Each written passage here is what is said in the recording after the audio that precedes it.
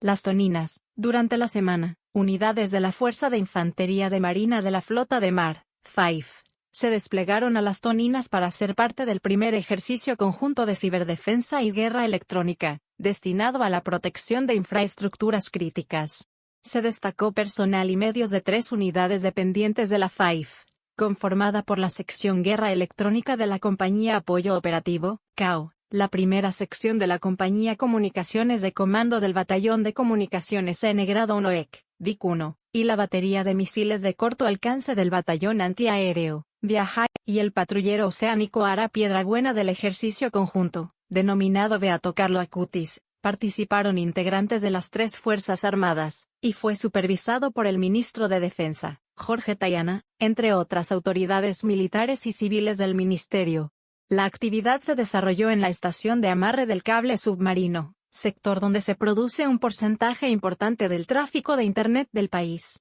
El BIA integró sus sistemas RBS-70 a la defensa antiaérea conjunta del área de operaciones, buscando brindar protección al objetivo de valor estratégico materializado por el nodo de fibra óptica submarina. En tanto, el BIC 1 mantuvo las comunicaciones radioeléctricas con el patrullero oceánico Ara Piedrabuena, operando el sistema POYUX desarrollado por el Servicio de Análisis Operativo, Armas y Guerra Electrónica de la Armada, SEAG, integrándose a la Compañía de Comunicaciones Conjunta, y a la Agrupación de Comunicaciones 601 del Ejército Argentino. Personal del CAO operó en el Centro Coordinador de Guerra Electrónica, CG, de la Armada Argentina en tierra, con 2 estaciones de apoyo de guerra electrónica, G. Este sistema permitió localizar y estar en escucha permanente, y en tiempo real con las unidades terrestres, aéreas y navales desplegadas en el área de operaciones. Este sistema fue replicado en el